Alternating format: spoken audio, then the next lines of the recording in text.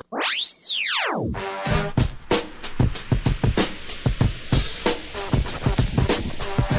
time for the shop report with Barbershop Jay.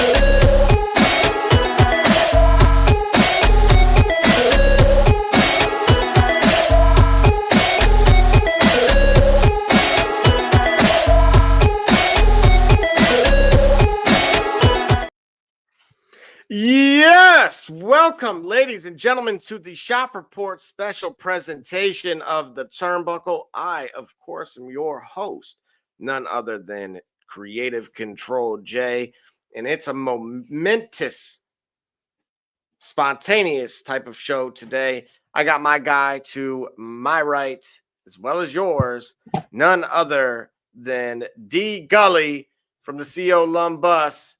Thanks for carving out some time today. What's happening? Everything's happening, man. What's going on, Double J? How y'all doing out there, sports fans, WWE fans, ESPN's fans? We got a lot to discuss, some breaking news, and a lot of chaos out there in the sports world and sports presentation world. But we're going to dive right in so that way y'all can see what we're talking about. Hold on. Yeah, without further ado, it was announced that my beloved Red Zone amongst the NFL Network and its fantasy property would be getting moved to the new ESPN product that is set to launch, again, as we've talked about in the past, when it was rumored that it was coming. I struggled to justify the $30 price versus, like, say, the $15 that I'm paying now. Whereas a deal like this, what does it say for you, Gully? First of all, I just want to shout out to Azúcar Morena on TikTok joining us live. She said she had to hide in the restroom in order to say hello to us. So thanks a lot, Azúcar Morena. Hopefully I'm saying that right. I got to work on my Spanish. Necesito más prácticas todos los días porque yo quiero hablar en español mejor que more than I do now. Lo siento por mi primo. Yeah. Right. I'm trying. But thanks for joining. Again, getting back to business here. The NFL Network is now going to be an ESPN property. So what we now will have in the ESPN family of networks, it will also include the, of course, SEC network as well. And this is now going to also be a 10% ownership stake via the NFL into ESPN. Gully, that's a lot to digest. On a Wednesday, right. And I want to keep in mind, I don't want to spoil what we were about to discuss, even though that's what we led with this morning. But let's just stay here. So now we've got ESPN is now or the NFL is now an extension of ESPN, or ESPN is now an extension of the NFL, in that the NFL, you said, has a 10% ownership stake. Correct. So if you think some people were handicapped in what they could say, what they can talk about now in this environment, it's only going to be more handicapped once a call can be made by the board of directors and the board of governors, if you will, as far as what they can say.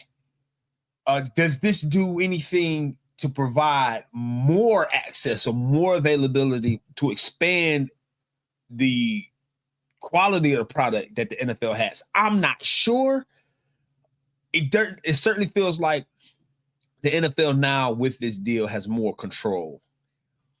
The one benefit I see is consolidation, right? Consolidation in this era isn't a bad thing, right? I don't have to keep searching for channels for the content I want to provide. It's like one home is it seems like that home is increasingly going to be ESPN for most of my content, most of my NFL footage, most of my NFL highlights, red zone. You know, if I want to see action, I want to see commentary, the NFL is likely going to be housed at ESPN, right? And you can get anything, you can get the rest from everywhere else. But that does help. Again, that 10% means I have enough say to make a call to direct your attention elsewhere or to direct your attention to where I intend. That part is of concern. Yeah, this is significant, right? When we talked about the NFLPA scandal and what percentage was being thrown around, that same number of 10 came up time and time again, because typically at a minority interest level, it doesn't interfere with things such as, you know, the voting rights and that type of elements to it. But it does give you a voice and a say, and certainly gives you access to funds that otherwise would not have been there in a profitable set of circumstances. So yes, if you can lend yourself to that platform and your thoughts from 32 different teams, unfortunately, some of the authenticity that we're accustomed to, we may lose. It may become a work, if you will, from our sports entertainment side of things. Right. Yeah. It may become a work. Yeah. So imagine some of those heated discussions and debates and banter, controversial questions, right? Become a work or work shoot, but less shooting over there if you're owned by them versus when you're not. You know what I mean? Well, to keep the business side rolling, our next topic here, starting 2026, every WWE PLE on ESPN's direct-to-consumer platform. Golly, we just came off of SummerSlam. Yeah. It's been 72 hours, not even. Right. Okay, now you got Red Zone, my beloved Red Zone. Please don't Red change. Zone. Yeah. Now we got Red Zone. Now we got and NFL. WrestleMania? And WrestleMania. All right. So what happens when we got what I want to know is, what I'm looking for, what we're talking about next year, 2026, right? Yep. Royal Rumble's in January. 2 nights in January, right? Correct. Do you understand the chaos? Do you understand the amount of money ESPN is going to print having the Royal Rumble during the NFL playoffs?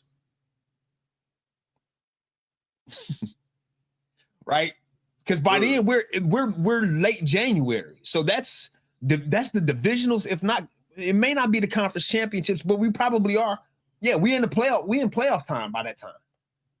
So you've got the NFL playoffs. Stay tuned, folks. After the NFL playoff, after the Titans Chargers in the fourth quarter, going into overtime. Oh yeah, we'll kick it right on over. CM Punk's going to defend his WWE World Championship against Seth Rollins. Spoiler alert. You know, what's really interesting to me is we've seen a lot of flirting, take place between these particular parties over the last 12 months. The NFL? Yeah. Well, in particular, we saw Seth Rollins, right? He announced a draft pick, I think. I'd seen him on ESPN talking about it on one of the shows. Right. Mentioned in our group chat there, and within a handful of months ago. So to see these moves now come to, kind of manifest, that I'm not really that surprised, but I'm overwhelmingly shocked right? Because I'm the same individual that 4 years ago said, if I were looking to start ESPN now, as to when they were kind of going the wrong direction, and a lot of firings or laying off, and just again, it's all there for in the public eye, and so I would go digital. And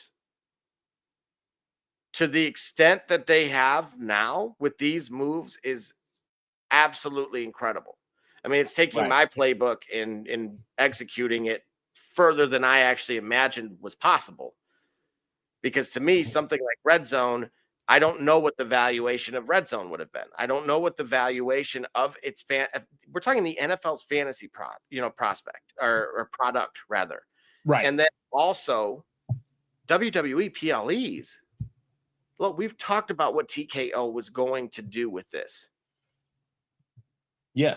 And to suggest that, the road to WrestleMania, right? We coming off of watching on Unreal, we're able to see how important these additional events are in the eyes of those that are the decision makers behind it.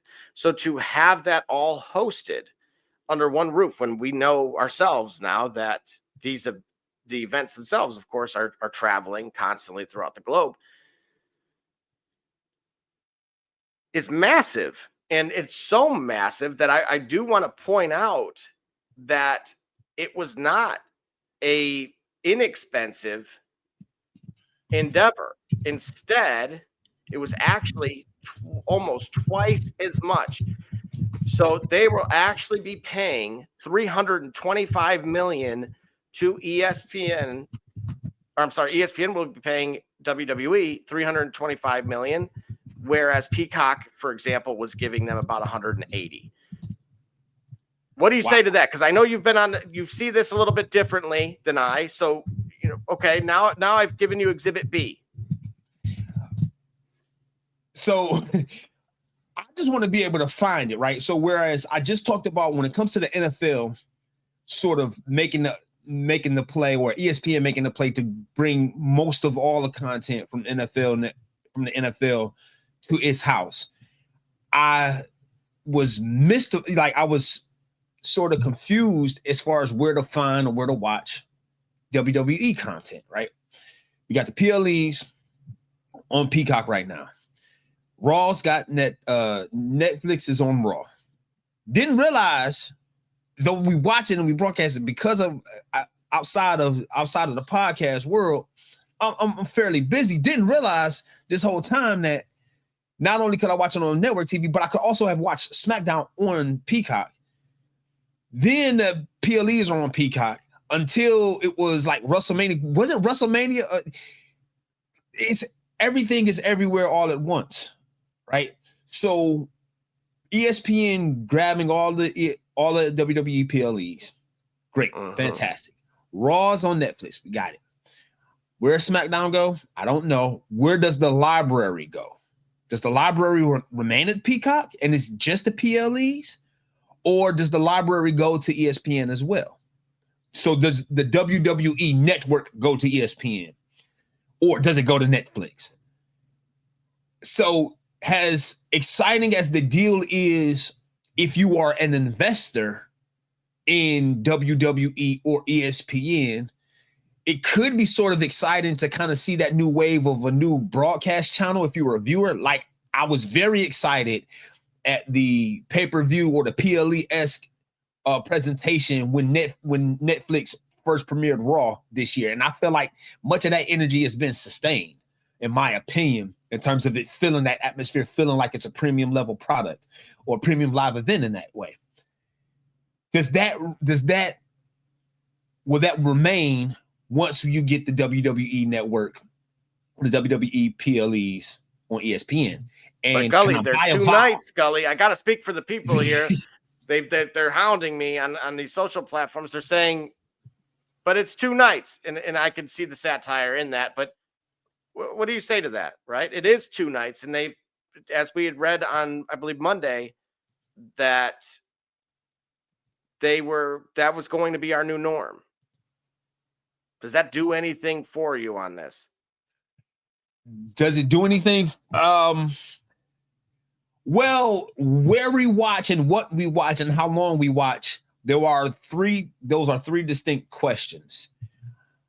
So there's still work to be done on how long we watch. Remember, I was on the side of, I think we both went in about this one the other day, as far as the fans, right? I'm like, hey, you got a market tapped for 2 days, and they're there to see maybe a star or two, even though they love the music. They may be there for their favorite artists or their favorite artist's favorite songs, not there for the whole album. I mean, unless you a Beyonce fan, you might not like all of Cowboy Carter. You may not like all of B-Day. You may not like all of, but if you don't, then you're only there for 3 hours. But if you don't, and you only want to hear your songs, your best performer do your best hit, you got to sit there for 2 days, 6.5 hours each day, just to get the same dopamine hit from your expected or your favorite part of entertainment. So if you heard me say that I felt there needed to be more matches, right? I think they averaged 6 on both of the days. Right. Based on the lack of pop, and to your point, potentially some selective fandom. Do you think that would help at all with this? That it would help with ESPN being ESPN? In general, right? I mean, there was no denying how bad that crowd was over the weekend. I think that's been echoed. I know we're live on TikTok now. That I've certainly came across that. It was pointed out to me after the fact. I felt like I was on an island when I first said it. Yes, I think it would help. Yes, I think it would help because I believe ESPN has been, in my opinion, they've been more closely, purely speculative opinion. They've been more closely aligned with the WWE universe, in my opinion, historically, right? So I think they saw those observations. They still decided to buy the product anyway. And so they're going to help get their money's worth. They're paying a lot of money to bring to bring the WWE universe to them. So they'll have ideas in mind, formatting, programming in mind to be able to help fix the issue of apathy at the PLEs that we saw.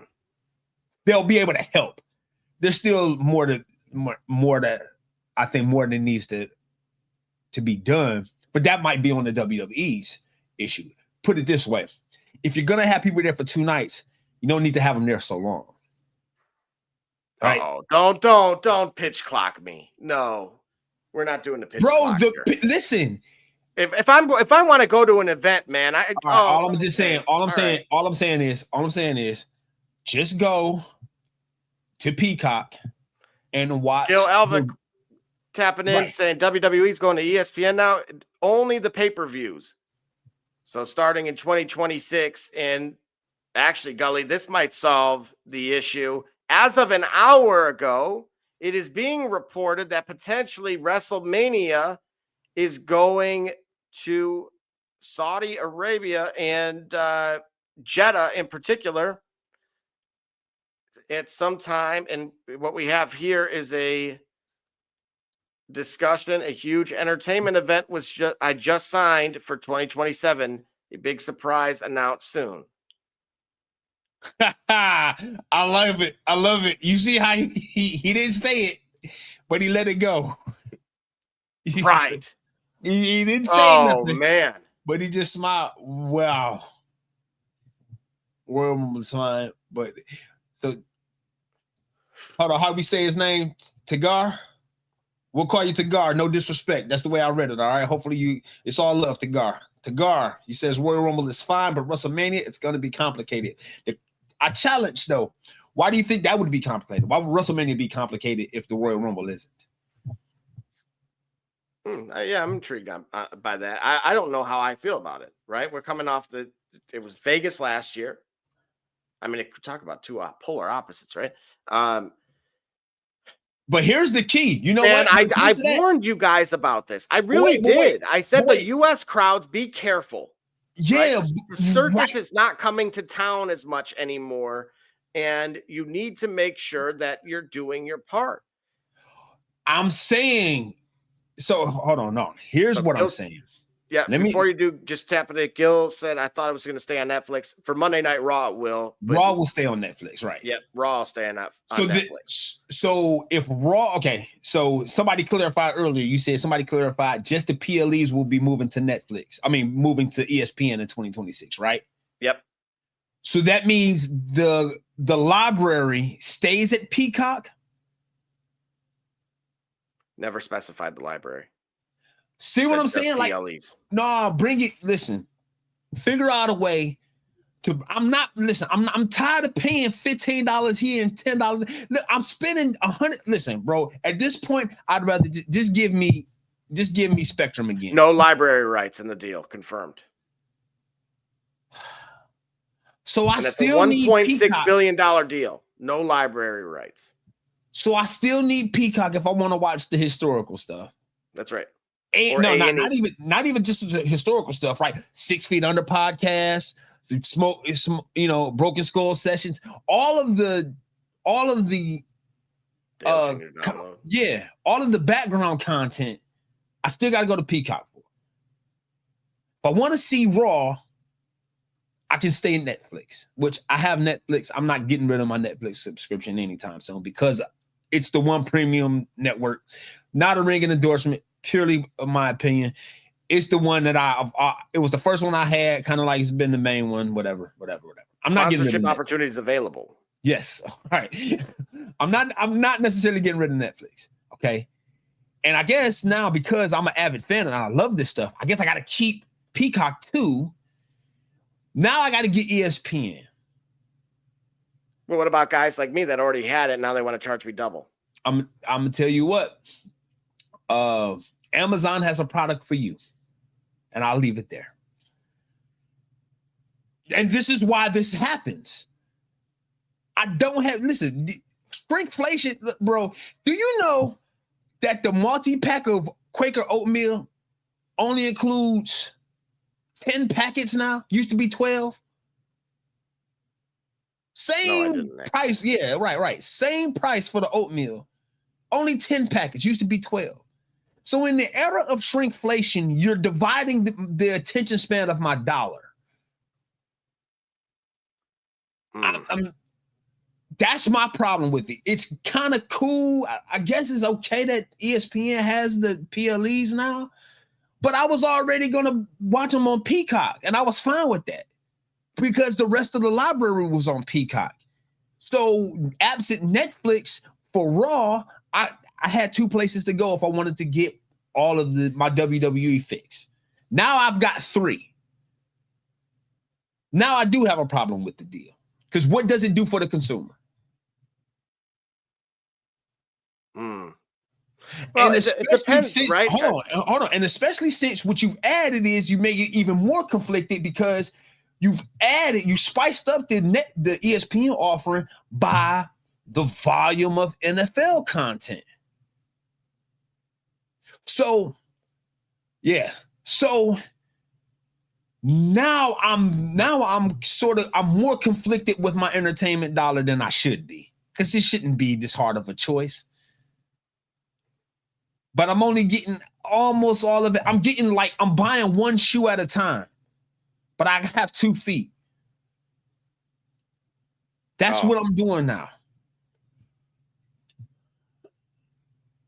So look, I appreciate everybody that's watching across the many networks that we're on, but looking at some of the comments from some of the folks here, they're again, some of the jokes or now very serious, I would say. ESPN, the worldwide leader in sports entertainment.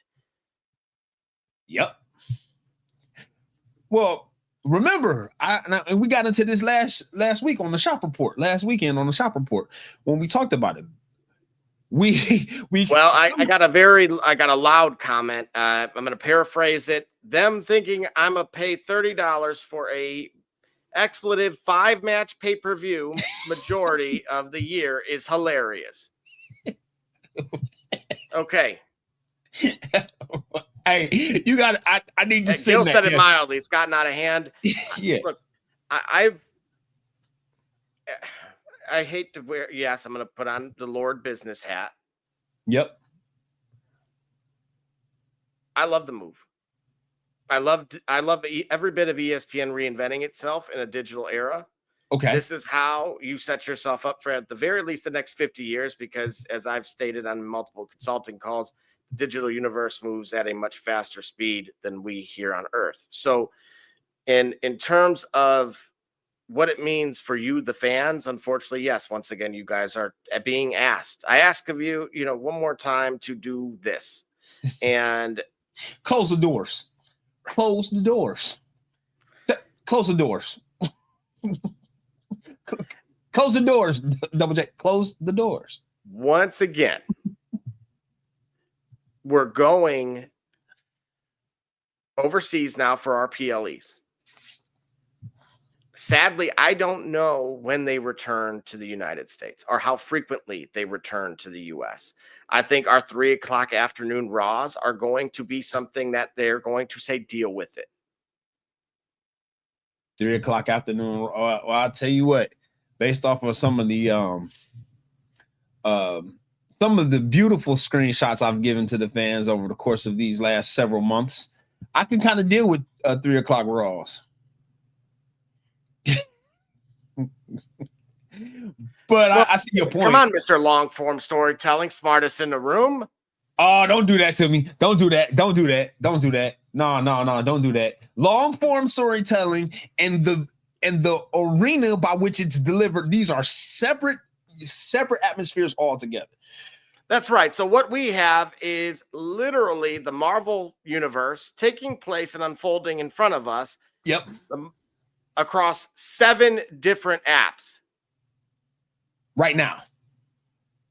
Well, for the foreseeable future, according to this. Right. That's got nothing to do with long form storytelling. You could have had the long form storytelling back in the days when it was USA Network or CBS and the WWE Network, where it was an independent platform. You could have had it then. That ain't got nothing to do with long form storytelling. It doesn't. Yeah, those two are mutually exclusive ideas. I'm a bit dismayed because now, hold on. Let me back up a little bit. The international pay-per-views, the international PLEs. Mm-hmm. This is a worldwide entertainment. It's a worldwide form of entertainment. What do we want them to do? Why would you want, for example, Randy Orton or Karrion Kross, or name new up-and-comer? Why would you want him to perform and take a big risk at a live event that he could have otherwise gotten more exposure? If you're supportive of him and you want to see more of him, put that on a PLE where that bump or that spot, now when it catches and it does well, gets your fan favorite more attention and more exposure. Why not bring it internationally, where once in a while we can just watch it from the comfort of our own TV screen? I have a problem with the volume of TV screens that we may have to watch it on, but you know what? If I wasn't going to WrestleMania anyway, why do I care if it's in Saudi Arabia? If I wasn't even going to Las Vegas, why should that matter to me? Well, I will say this. Certainly,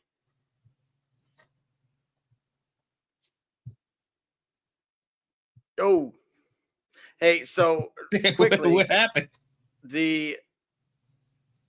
Look, we got, if we get 30 for 30 style docs out of this, I'm all for it. Well, we would if we got. Can we create new content, right? Well, wait a minute. Whoa. This is already, I told you the writing was on the wall, folks. You got Pat McAfee, right? Right. Where's his show at? It ain't NBC.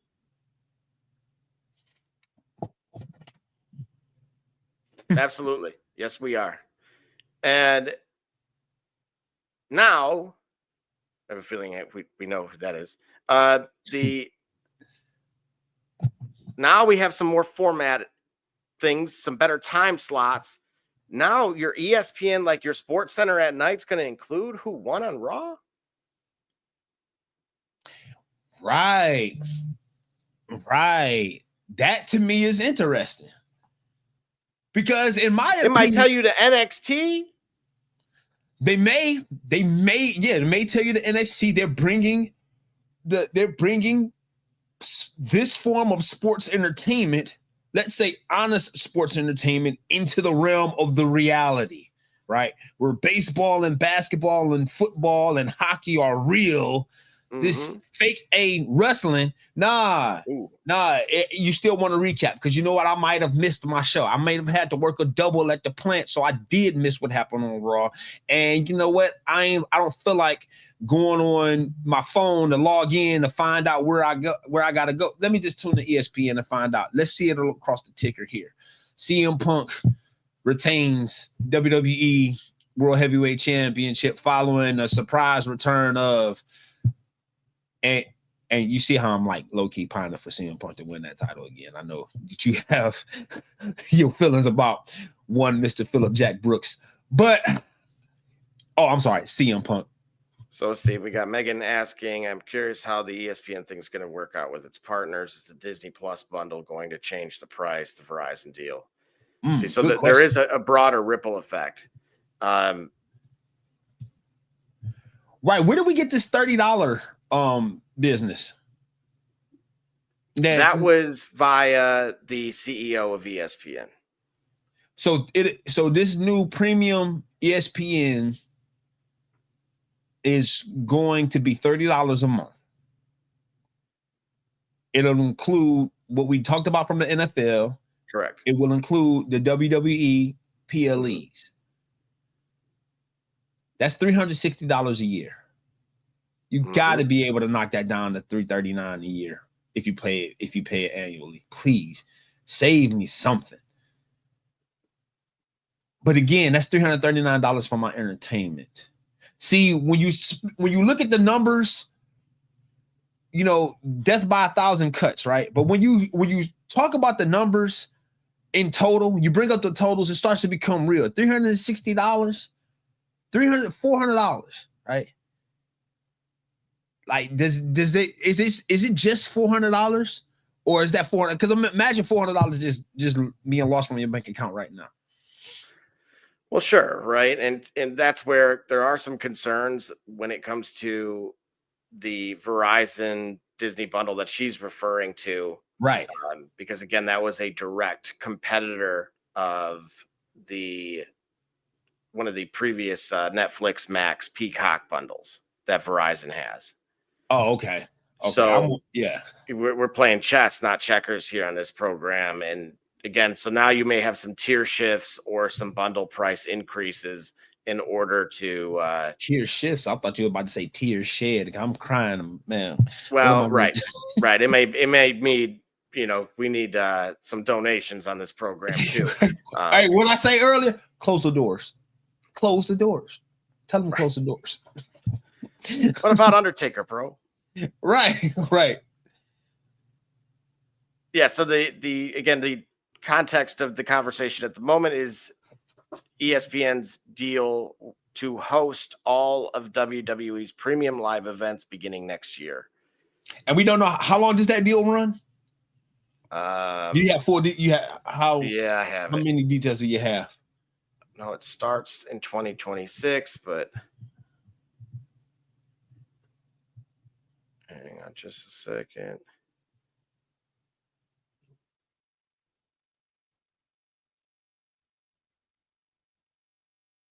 Four years, 5 years. Through 2030. Okay, so within those 5 years, when does the Peacock deal expire? With who? Oh, with WWE? Yeah.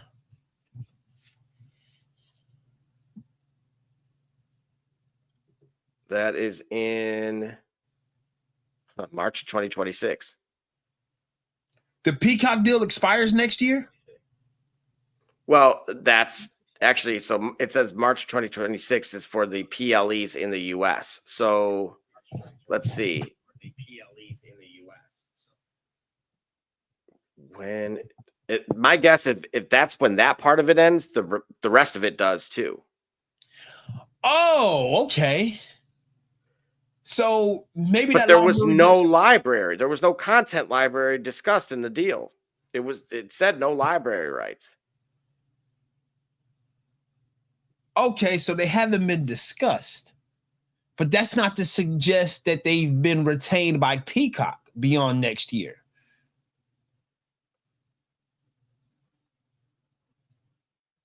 So while they weren't discussed, I mean, so simply put, it wasn't discussed. It was off the table. That doesn't mean it was eliminated from discussion. Yeah, no, it just didn't include it. What's interesting though is that Peacock, that deal ends, and that included the library of content. So that the expiration is at the same date for both. Right. But where does the library go? Hopefully either to Netflix or the ESPN. Are we? I would hope Do so. you think they're flirting with bringing it back? I would hope not at this point. Like Lil Wayne, bring it back to the bottom of the map. I would hope not at this point. I would hope that it would seem easier to have your network. It would seem easier to me to leverage producing your content and leveraging another content provider, ESPN or Netflix or even Peacock, that does the broadcasting, right? Instead of having to do it all yourself. I thought that's part of what made things easier was the WWE network, while it stood out on its own, it was responsible for creating, then disseminating that content. And when it crashed, you know the problems that will go into most any broadcast. I mean, Netflix, they have their miscues and whatnot from broadcasting live events, but it's part of the territory, right? I mean, it happens, right? Technical difficulties exist. If ESPN wants to differentiate, right? Here's the thing. So I'm always looking at what did UFC do? Okay. And potentially what did TKO learn from it as well as an executive, staff, C-level and board. So Fight Pass, as you guys know that are fans of it, did not come to ESPN Plus in full. But WWE could, especially if Disney wants to differentiate from Peacock. Okay. So the alternate option, which Hulu is trending right now, I have not gone as far as to find out why, but because they about to get it.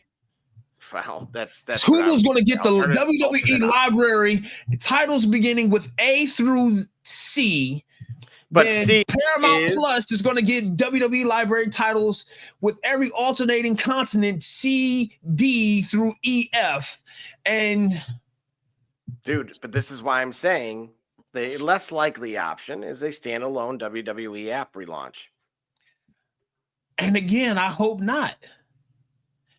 All right. But it depends how much licensing rights, right? This is where it comes down to. Money. I'm paying $30 a month for ESPN. But I'm a WWE fan. So I'm going to get that network too, right? Dude, so I'm telling you now, you're canceling Peacock, right? The library is not staying. Peacock's not going to renegotiate just for the library. I don't think they care enough. They're going to feel slighted because they went to the alternate, right? The competitor. I certainly would. So some factors that we need to think about. Does WWE want to keep the content exclusive or fragmented across multiple platforms, as you suggested a moment ago? And that's why I said don't throw that type of stuff out there. Will Disney or ESPN pay to own the whole archive, or will they just license it short term, which would suck too, because it's like, if you don't watch this now, it's going away. And obviously, will we end up at a subscription bundle or go full UFC at some point? The WWE, the WWE with ESPN bundle. Bro, I'm telling you, man, my dollar got ADHD, bro. See, I can too. Yeah. Now, So Disney buys the library. We just talked about an era of less bumps, but forget the return to the Attitude Era. Right. When you talked about the undertones of who Big Brother is, yeah, exactly. You need to factor that in, especially if you are a fan, right? Short for fanatic. Yeah, exactly. This you thought Linda McMahon, not Linda McMahon. You thought the McMahon running for office was bad when they dialed it down. You said it right, Linda. I didn't want to name names. But bro, the one running for office. Who ran for office? Certainly Vince ain't running for office. Let them decide or figure it out. yeah. You seen Shane? Could have been a Mandela effect. You seen Shane running for congressman? Shane McMahon. No. What about Kane? Kane ain't a McMahon. Kane McMahon run for a flag. Imagine that ticket. Body slamming tax cuts. That's what he's doing these days in Tennessee, I hear. All right, for sure. I love to see the public access television. Him and Kevin Nash just debate this thing for a minute. No, they wouldn't do that, but they stand on two opposite sides, but they have a mutual respect, which is actually pretty remarkable. Kevin Nash had talked about it one time on this podcast. They was in the gym together, and they caught a workout. Pretty much, he was in the gym, and Kane was in the gym, and they got their workout in. Did their thing for a good amount of time, and it was just that, and they kept it moving, which is pretty all right. But back to the subject at hand. Absolutely. So now you have the deal. You know where you're going to have to watch this thing. You know how much. No, we don't. We don't know where. Hold on. Wait, I'm sorry. Yeah, you're right. We're at either in Saudi Arabia or from the comfort of our ESPN Platinum Plus Preferred Ultimate subscription coming in 2026. Correct. Right. Do you understand? Final thoughts on Mania? Likely. Obviously, you saw the response here. Yeah, like I told you, if I wasn't going, listen, if I had no plans on making it I live in Central Ohio. If I couldn't make it to Philadelphia for last year's, or make it to, what was it at this year? Vegas? Correct. I couldn't make it to Vegas for this year. And unless it comes to, the Rocket Mortgage Fieldhouse, if I wasn't making it to that, why am I upset that it went to, heck, if they do it from P. Sherman 42 Wallaby Way in Sydney, Australia, if they do it from there, what difference do it make for me? If I wasn't going to make it, I'd just be happy to see the premium level atmosphere. And if we talk about crowd apathy and it translating over us watching it to being like apathy, if you have an audience like the Saudi Arabia audience, like the Eastern audience, then they're going to be enthusiastic because this is their first time really getting immersed to this type of event. You know what I mean? They haven't had them regularly. This has only been a few years in terms of it being these marquee, big deal, big label events. So there's going to be generally, I would suspect, more enthusiasm, ideally than maybe a domestic audience, just because of the newness. So if you see that type of enthusiasm, it will translate to us. Or do I have it wrong? Do we like to see, and I say that even as I say it, I kind of think I know my answer. Isn't it the connection to wrestling and everything we saw was that we saw a reflection of us on the screen? Right? Isn't that why Austin 316 became what it was? Isn't that why the NWO became what they were? The connection to us, and that connection to us not only in the ring, but in the atmosphere around the ring. Like we saw reflections of us enjoying the show, interacting with the show, cheering or booing, heel or face. We saw elements of us in or around the programming. And so if you take it internationally where it's a different culture, you might feel some type of way. I don't necessarily feel that way, but I'm only one person in the millions and millions of fans in the WWE universe. Maybe I'm alone in that idea. Yeah, so to answer Gil's question on how much they're paying them. So for the existing contract that's there now for the 2 premium live events, they're paying 100 million, so 50 per. My assumption is that estimated price tag would be somewhere between 125 to 150 million, for a just hypothetical WrestleMania there. That's seems the most logical. And are they getting, and I would trust they're getting that money back. That's an investment that's paying back handsomely, I think, for all involved. All involved, yeah. I actually had ran some figures here, and the craziest part about this deal for those 2 PLEs is that if you compared it side by side versus WrestleMania gates since 1985, it's when I talk about chess, not checkers, kids. The total payouts would have been $600 million from the 10 to 12 events that were being hosted. The total WrestleMania gate since 1985 is $400 million, meaning in those 10 to 12 events, it outgrossed by $200 million. Dr. Evil. That's insane. Yeah.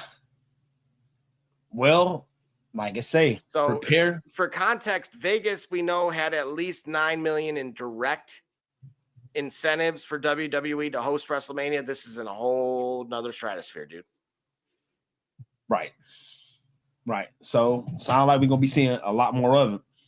Absolutely. And we're going to take our first break here, and then we're going to get into Tell Me You Did Not Just Say That. Some spicy talk from a superstar that's, well, maybe that's par for the course for him. It's K Cunningham, and you watching the Shop Report. I'm Homie Diallo, and you watching the Shop Report. My name's Chris Murray, and you're watching the Shop Report. Oh, you're Jay Knob, you're watching the Shop Report. It's Braxton Key, you're dropping in on the Shop Report. Barbershop Jay, Quentin Hines, Super Bowl champion. I'm ready. Let's do it. I'm on. Hi, I'm Mars Networks from Mercury Stadium, and you're watching the Shock Report. Hey, I'm Billy Butler, and thank you for watching the Shop Report. Hey guys, I'm Les Norman, former Kansas City Royal, and you're watching the Shop Report. Commander Brown, Detroit Rivers Training, and I'm watching the Shop Report. Hey, this is Doug Flynn of the New York Mets. Well, a few other teams, of course, too. And you're watching the Shop Report. I'm Matt Ramos, and you're watching the Shop Report. How you doing? I'm Rajay Davis, and you're watching the Shop Report. How you doing? This is Nelson Figueroa, former Major League pitcher with a lot of teams. You're about to listen to the Shop Report. Hey, this is Howard Johnson. You're watching the Shop Report. Hi, I'm Heath Bell from the New York Mets, and you're listening to the Shop Report podcast. Yeah! Hey, I'm Josh Sholey, former catcher of the New York Mets, and you're watching the Shop Report. This is Edgardo Alfonso for the Mets, and you're listening to Shop Report. Hey, this is Doc Gooden, and you're watching the Shop Report. Hello, this is Mike Hampton, and you're watching Shop Report. This is K Cunningham, and you're watching the Shop Report. Hey, C.O. Moore, tune in live to the Shop Report, man. Checking in with the Chicago Bears. You heard it here first. Hey, this is Herman Harvey, former NFL offensive lineman with the Cleveland Browns and the Baltimore Ravens. And you're listening to the Shop Report.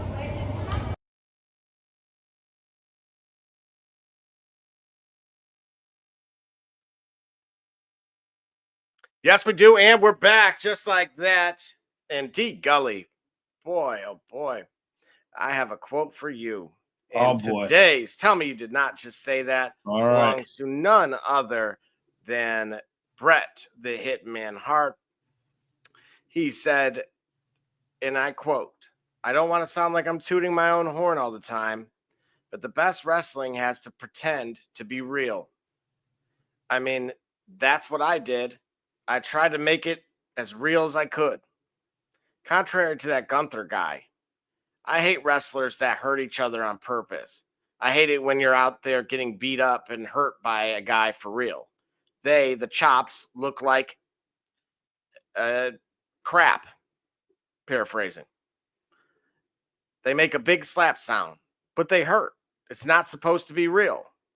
Like, I'm not supposed to wake up with a really sore chest the next day. So I have no respect for guys that hurt each other all the time. And it's just, to me, lazy expletive wrestling when guys like Gunther, and I've told him this to his face, it's BS. Like, when you're hurting somebody for real, you're unprofessional. And I wrestle guys, never hurt anybody. Now, you've been a proponent of Gunther, supporter of late, and your favorite wrestler has now just completely gone the other way with it.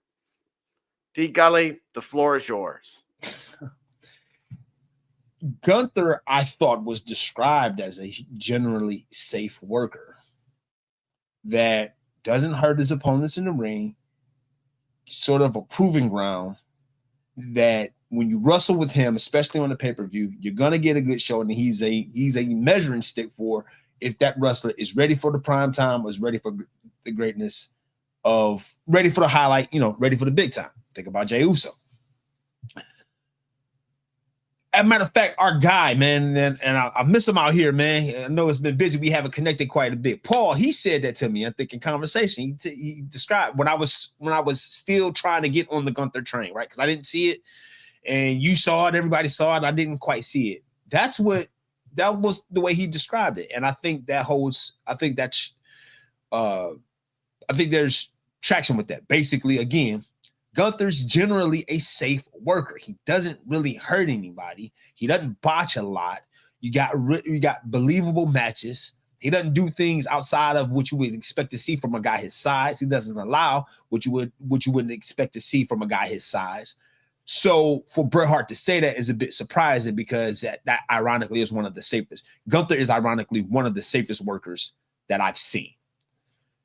In this era of 2025, I think Bret would be more inclined to lay it in a bit, because now the wrestlers in pursuit of the realism that he provided, they'll probably go that extra mile to get a more authentic reaction and to get more authentic emotions in the ring. So my point is, in summation, Gunther's doing what he needs to do to get the realism out, that you can no longer just pretend anymore, Brett. And that's my favorite wrestler of all time. Right? The realism you're talking about may not simply be able to be done 100% of the time without laying it in intentionally a bit. Hard way. And if the chops are the things that he's doing, then let it be the chops. I mean, it's a chop. I know it's gonna hurt. I know it's a bit stiff, but it's a chop. Like, I'd rather that perhaps maybe than a body slam, or then the Irish whip into the turnbuckle, or into the steps, or into the back, into the announce table or the barricade. So I don't know that I agree 100% with Brett on this one. Look, I get it. It's a difference of styles, right? Right. And we say often styles make fights, especially when we're kind of discussing a very realistic, boxing match. And yeah, that's coming up a week and a few days from now. Canelo Crawford. Ask me who you think I'm a week. A week and a month. A month and a week. Oh, there you go. Okay, all right. A month and a week. See, I said it right, man. A month and a week. Freaking me out for a second. I just wanted you to be wrong. That was all. That was needed it to be wrong. I need a break. No, we don't get vacation here. Only our host. So you will be in trouble for that one.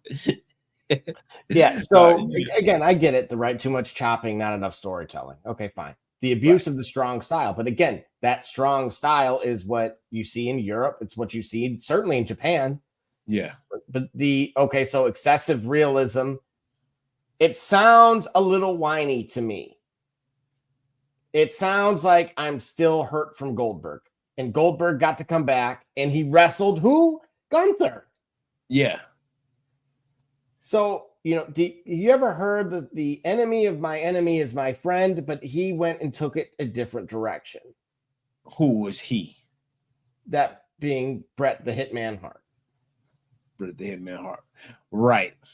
because I actually feel like if anybody could have understood and related to him no better than Gunther, who would have worked with him, that being Bill Goldberg, most recently.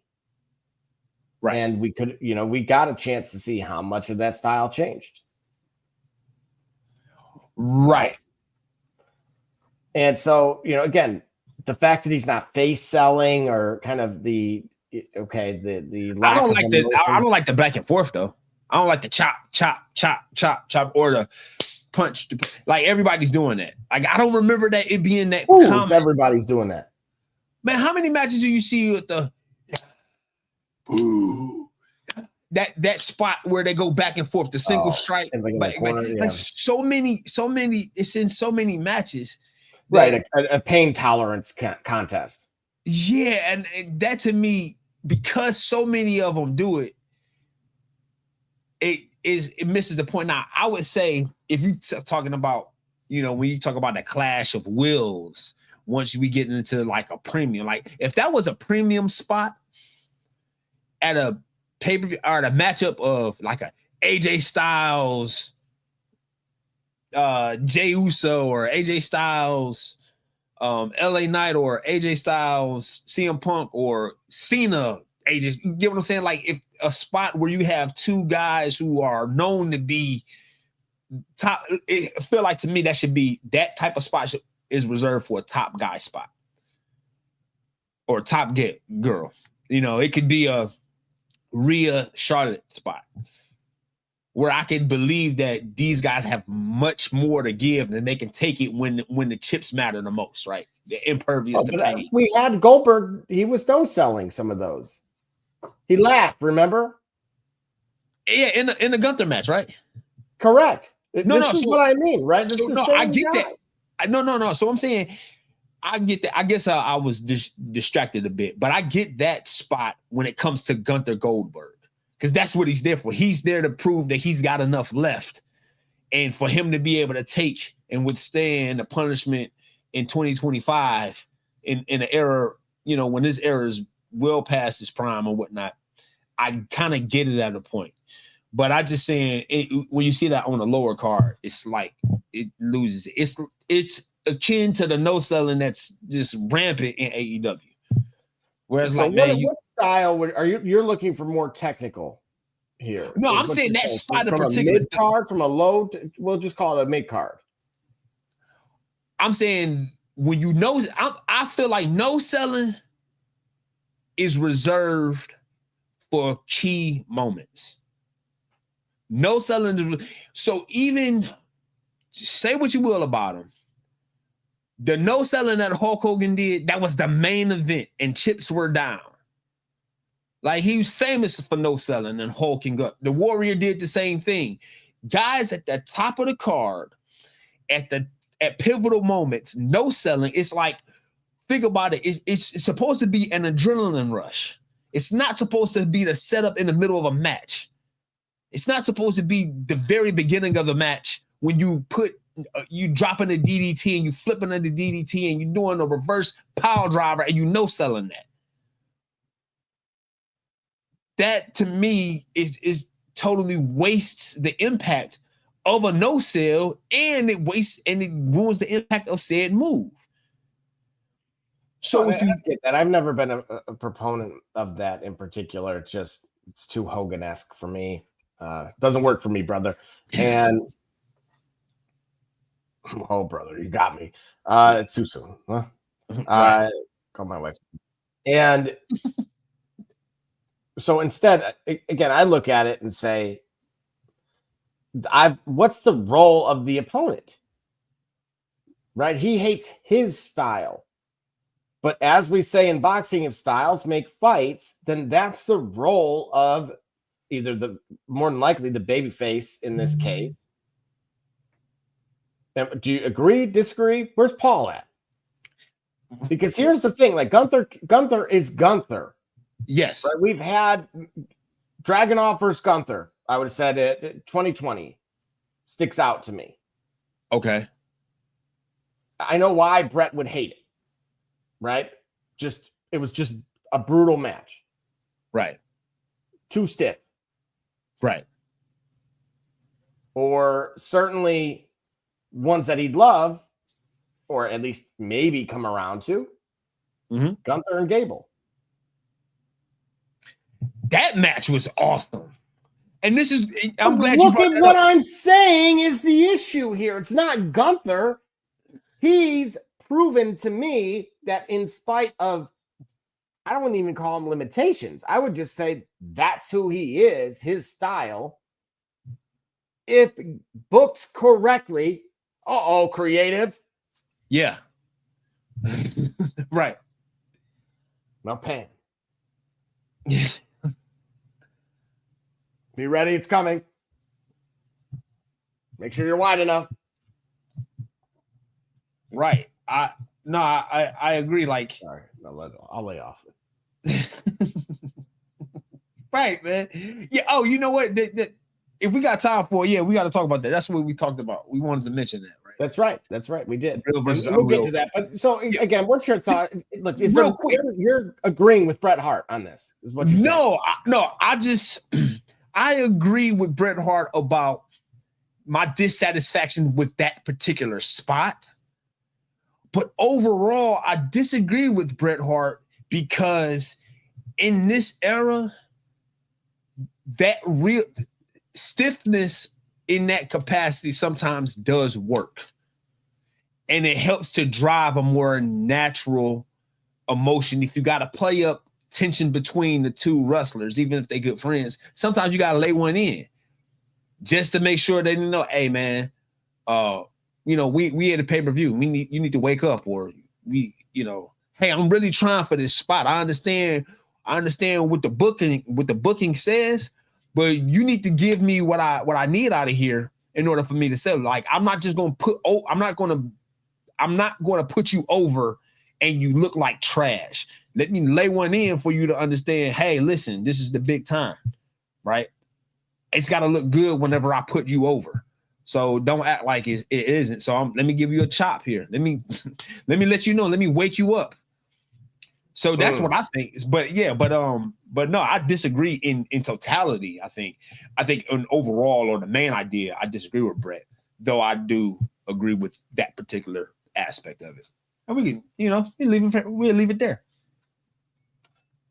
All right, and where we're going to pick it right back up with is none other than MVP. Oh, boy. Yes. Let's talk about it.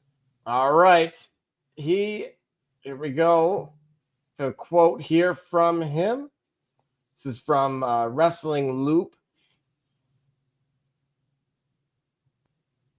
There we go. MVP. Let's just say this. Bobby Lashley was a two-time WWE champion. And after he took over, Lashley was reduced to the mid-card. Bobby Lashley is a bankable, marketable guy. And he just got reduced to mid-card. Whatever. What I said specifically in response to the person on my Instagram page was that you could see it. It's my opinion of how he chooses to book certain talents. Some people say all the time that, MVP's just griping. MVP's just crying. Okay, we'll just watch the program. Who were the people in the top spots under his leadership? Who were given the opportunities? And I'm not talking about NXT. I'm talking about the main show. I have my opinions based on personal experiences. And at some point on my podcast, I'll talk about it. I'll go in depth about what my issues are with that man. And I'll be honest with you. My issues with him have nothing to do with race. My issues with him have to do with him as a person and our personal interactions and things that he said and did that caused me to have zero respect for him. Hey, yo, D Gully. What? Context first. Context first. You thought I was going to hit you with, they're having some creative control issues, huh? Yeah, no, context first. That is the latest quote? Well. Is that That's not his WWE quote. That is about the current situation in AEW. Well, okay, so this is he himself has to verify or for sure, right? But this is again, I for those out there in the multiverse, we'll call it, digital universe, there is a different wrestling page that said so the MVP quote was never about AEW, it was about Triple H.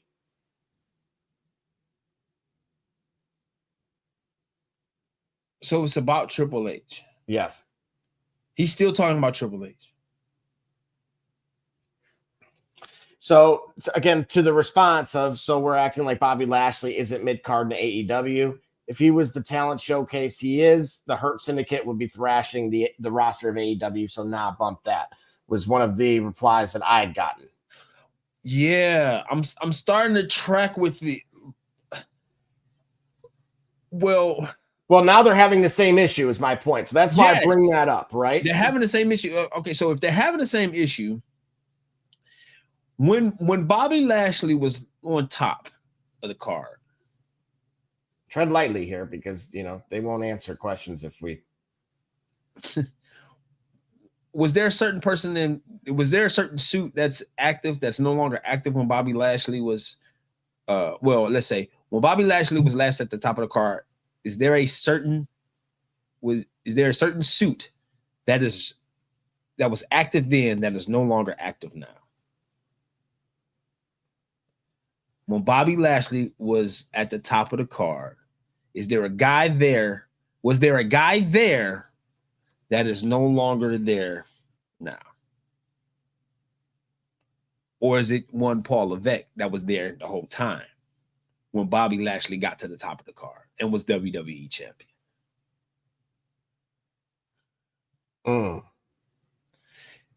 Well, you could say that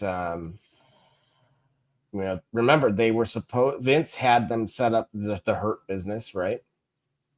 Yeah. And he disbanded it, and something Lashley publicly said he disagreed with. And Bruce Pritchard's still there, but his influence changed, you could say.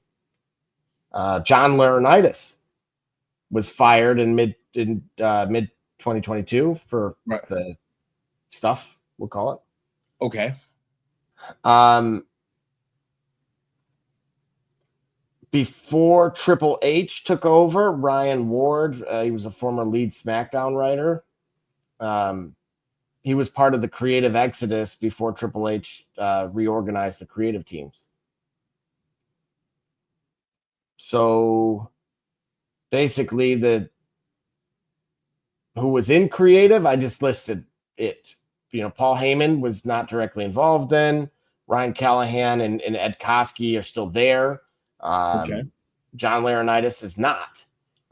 Vince McMahon returned in 2023, but was gone in 2024. Right. And Bruce is still there. So, with all those acquisitions, there's a guy that was there when he was at top that's no longer there. And in that person's absence, Bobby Lashley has been relegated to the mid-card. Two things. When people say they miss a certain individual that's still alive and breathing, they miss his presence in the world of professional wrestling. This is a reason why it would make sense. And clearly, the other issues that happen in AEW are because there is a lack of a definitive figure with the creative direction and branding of a product that is totally absent over there. That for good or bad, you can tell his presence is missed. This is one of the reasons why it's bad not to have a guy like that, like him, man. You know what, Vince McMahon, we can sugarcoat it. Right? Let the other guys do it. So, a Vince McMahon type figure missing in the world of professional wrestling. This is some of the bad you get, in addition to the other things. And I won't I'm gonna dismiss that. But in addition to right other cultural environment, let's just speak about it creatively, okay? Because creative is my only experience with Vince McMahon in terms of watching the product that watching the WWE, WWF, right? I only watch wrestling and attended wrestling. So missing Vince McMahon, this is what you get. You get a guy like MVP relegated to the mid card when somebody who other than Vince McMahon doesn't believe in you or doesn't believe that you can go, doesn't believe that you can elevate or sustain a title or the main event picture. Which, given Bobby Lashley's age, maturity, and physique and look and his work, clearly we know he's capable, but he's still not able to prove it because they have other interests. A guy like Vince McMahon, he would see that, among other things, creatively. And that's where I can leave it at. The bad stuff, does the good outweigh the bad? That's a conversation for a whole nother day. But clearly, if MVP got the same voice box speaking about Bobby Lashley in AEW, and I asked you when that quote came about because I did not know if it was about what's going on now versus what he was saying a few years back about WWE. Clearly, the constant has remained. Bobby Lashley, MVP feel a certain type of way, and nothing's been changed about it. They believe more in themselves than the company, than their employers believed in them. And people could take that negatively. Oh, well, he the problem or what have you. Or maybe the problem is persistent. And this helps to again underscore why a guy like Vince McMahon is missed from a creative perspective in wrestling. Yeah, no, that's fair. And again, I was going to ask you more broadly about the AEW creative issues. If you feel like, is it warranted that the Hurt Syndicate was looking to lose the titles to a younger tag team that we already know they've beaten all of them that qualify as such? So is this Brett screwing Brett at this point, or where are we at with it? Right. Wanting to be this is in my opinion, if you say it that way, this underscores the lack of belief. These guys, with their prestige and accolades and years in the business, wanted to put themselves in a position to put over and elevate younger talent. To be the not the gatekeepers in terms of keeping it closed, but to be able to suggest through their program that they have, to be able to suggest these are the next guys to arrive. They wanted that position. They felt like they earned that position because of their tenure, prestige, or what have you. And it was decided, nah, we're going to let somebody else do that. That helps to underscore the problem. Like there's no belief in them. There isn't significant enough belief in what they do and who they are and what they've been to the business, that they are of value to the business to be able to move their title, to be able to say, hey, we can put over the next guy. Beating us means you're ready. They believe that they've earned the right to say that for themselves, and creative has chosen otherwise. I feel like, again, Vince McMahon creatively is missing because I think he would have saw that or kept it on them for them to be able to continue to dominate. So I kind of don't necessarily have a problem too much with what MVP is saying or what those guys or their grievances at a point. That's fair. Now speaking of grievances or wanting to influence creative, none other than Logan Paul has entered the chat. He says he's ready to return to Japan after the controversy. Gully, again, that was, for those that are unaware, that took place in 2017. You ready? Is it time? He's ready to return to Japan after. If he's ready, we'll see. he's got a cultural awakening that certain things, no matter how America positions themselves as the leader of the free world in terms of economics, and in terms of ingenuity, and in terms of entertainment, there are certain ethics, morals, and standards that do not apply universally, and there are things that are acceptable here, even if they're disagreeable, that are unacceptable other places. I hope he's learned that lesson. Likewise, absolutely. And so if he's ready to return, then let him return. I mean, I let him return, let him be able to, but that's on him and the people that he disrespected. That's on him and the environment that he wants to return to, that he ain't do nothing to me, but made himself look like an idiot. For likes, or what they call it, what the kids call it, aura farming. He did that. He exposed himself for aura farming in a negative way. So let him make amends on that. But again, creatively, as a professional wrestler, you know how I feel about Logan Paul. But this is a separate issue. Let him return. Yeah, absolutely. And of course, lastly here, I want to get to the, of course, show WWE Unreal on Netflix. Yes. You're good and you're bad from the show, and that could be limited to the show itself, of course, and the creative, etc. Unless you'd like me to go first, but I got too many, so I prefer you. Oh, okay, all right. So the good from the show, it shows us how much of a production WWE is. It shows us how, while the action is predetermined, it shows how much actually is at stake for things to go right, and what happens when things go wrong. It shows how actually raw and natural some of the reactions are, because at a point, at times, at several different times, the only people who actually knew what was going on were the performers themselves, were the talent themselves, maybe the referee themselves, the controllers of the actual action, the producers, the writers, the commentators. They had no clue what's going on. So it is as real in that moment to the commentary as it is to us, and that implies realism. The WWE Unreal was able to show us that. It also was able to show us that, hey, there's some real beef behind the scenes, and then there's some real reconciliation. I tend to be a fan of the reconciliation dynamic between CM Punk and Paul Levesque, or Philip Jack Brooks and Paul Levesque, or CM Punk and Triple H.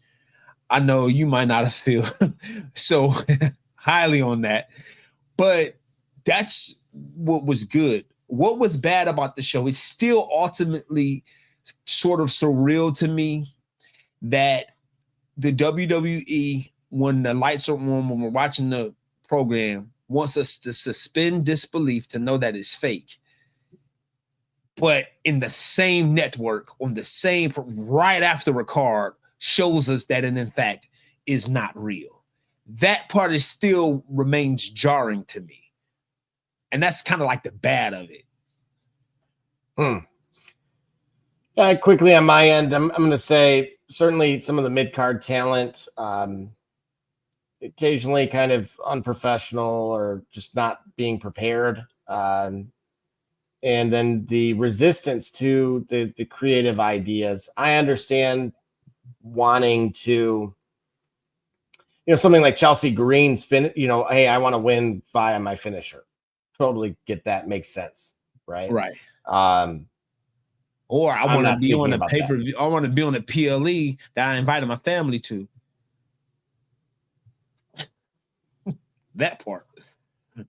She's worth the Google. And anyway, certain creative writers, no names necessary. Again, I look at it as there's clear evidence of the struggling with deadlines or lacking a cohesive vision. Yep. I like to, but the problem with that occasionally because truthfully, you want mixed mindsets in order to typically get the best results. Right. Unless it feels like we're making ratatouille and there is no chef.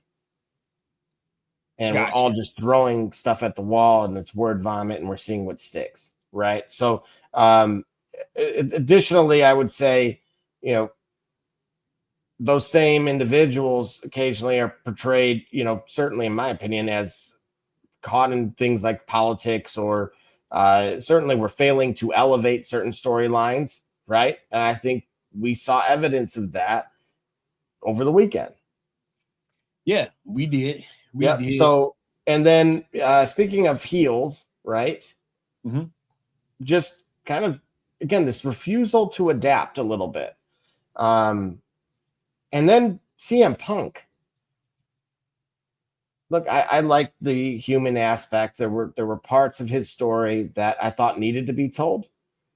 Right. But then it's like, we're crying and Punk's crying again. Do you think that was a bit of that was gold for Triple H? For whoever was Punk's crying again. Yeah, like to be able to show like, oh, okay, behind all the brass, DiCaprio. Right. Punk's crying again. Yeah. Do you think that was like, oh, okay, cool. Let me be human on camera, but yes, we got him. Now you can see see him for who he really is. But everyone else was human. Yeah. Look, there's the bubbly personality of certain, not everyone has that, right? Right. Okay, cool. You are who you are, and some people are drier than others. And that's okay. I don't think he was trying to oversell or undersell. I think he was just being himself, which is fine. It was just, I think it was a very big eye opener that he was that in touch with his emotions. So any final thoughts from you on that? I would say the good, simply Seth Rollins, Roman Reigns, Paul Heyman, and I'll even give an ode to the old boss for his consistency. The old boss for his consistency. You're not talking about. Are you saying you're not talking about? No, the new sheriff. The new sheriff. I got you, the old boss. I see what you're saying. Yeah. Him being able to make that transition, I think his passion for the business and his passion for the business of wrestling showed up. Even though he's for 25 to 30 years now, he's been at the head of the table in terms of being an integral part of the main ideas and the main events of wrestling. Whether it be actually the main event when he was on the card as a performer or creating the main event, being a head chief content creator.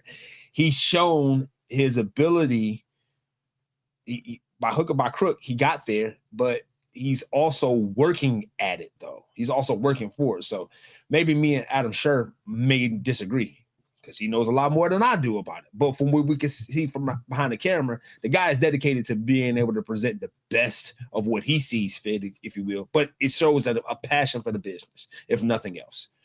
This isn't just me just doing me. It shows a passion for the business. And that's what I loved about the show. And I was fascinated and I was actually enthralled by watching such a candid view of what it is that goes on behind the scenes of such a fake program, which is as real as it gets. All right. And so it wouldn't be a Turnbuckle show, and I know you got to go, without name that superstar. And D Gully, there's no break. This individual was once a part. Can I help you? Can I help you? Yeah, go ahead. Just give the accolades. No. Just give the accolades. Yeah, we're gonna keep it normal. So this individual was a 4-time cruiserweight champion. Yes, he was.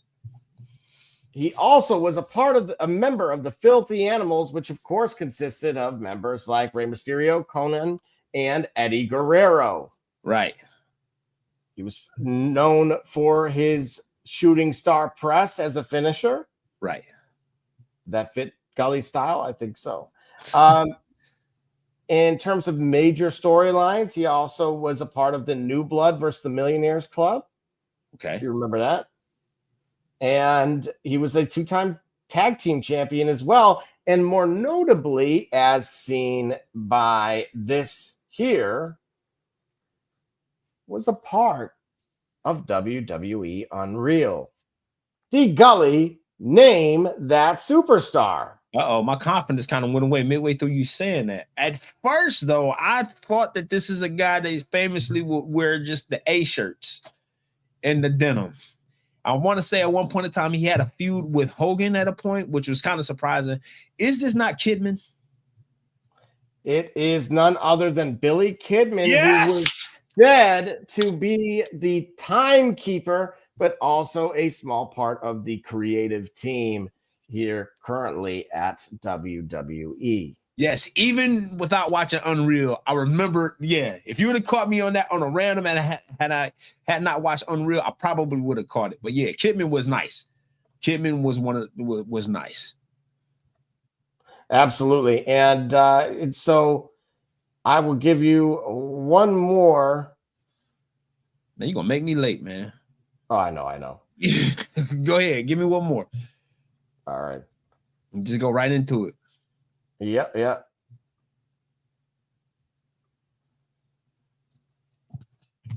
There it is. Here we go. Oh. D. Gully. Oh, this individual. No, say less. Say less. Say less. Don't say nothing. Don't say nothing. We just No. I got to for promotion's sake. For those out there playing along with us. All of course, this individual debuted his early career as none other than Scotty Flamingo. Mm-hmm. He was a part of ECW, one-time WCW, WWE, and of course TNA Impact.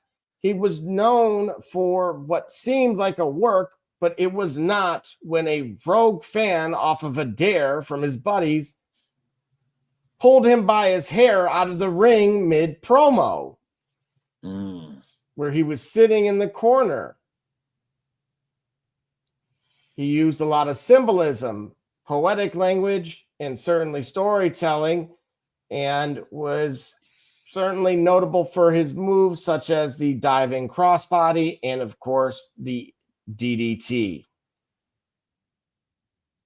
He once held the ECW World Heavyweight Championship multiple times, mind you, the WCW United States Heavyweight Champion, the NWA World Heavyweight Champion, and at one time the WWE Hardcore Champion. D. Gully, name that superstar. That is none other than Johnny Polo. I'm sorry. That's right. That was his WWF. Raven. That's right. Raven. Nevermore. Yes. Raven. And what was the connection between the two, D. Gully? Kidman was in Raven's flock. That's right. Once again, it all comes back to Raven's flock, ladies and gentlemen, on this program. Yes, all right. does. With that being said, it's been fun, but we got to run. Of course, if you want to catch us, it looks like we may be going after dark here this Saturday, which, hey, we'll talk some fantasy football with you guys and break down all things in the world of sports. And certainly, if you guys are interested in joining the Shop's Fantasy Football League this year, looks like we're going to be looking at either Yahoo or ESPN. Feel free, send emails to the shopreport365@gmail.com. Put in the subject line, fantasy football. And of course, you can always DM us on any of the platforms as well. For myself, B. Rich, D. Gully, Barbershop Jay. Yes. Yeah, thank you for tuning in to the Shop Report. Remember, we on TikTok, Instagram, Facebook, Twitter, Carrier Pigeon, Local Access Television, and CB Radio. And if that don't work, yes. And if that don't work, Google it. So remember, like we say always, like for our hosts, remember, next time you want to know what's really going on, come to the shop, because walk-ins are always welcome. Holla.